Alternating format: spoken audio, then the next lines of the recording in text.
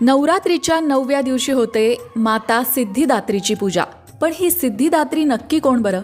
सृष्टीची उत्पत्ती होत असताना आदिशक्ती महामायेने ब्रह्मा विष्णू महेश यांना निर्माण कार्य, पालन कार्य आणि संहार कार्य दिलं.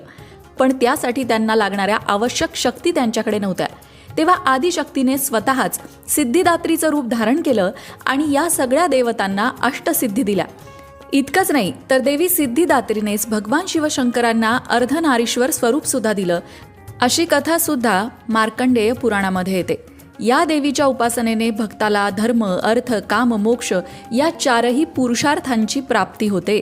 देवी भागवत पुराण आणि मार्कंडेय पुराणातील देवी महात्म्य यामध्ये सिद्धिदात्री देवीचं वर्णन करण्यात आले.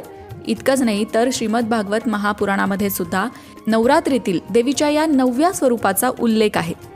आता सिद्धिदात्री देवीच्या उपासनेने अष्टसिद्धींची प्राप्ती होते, म्हणजे त्या अष्टसिद्धी नक्की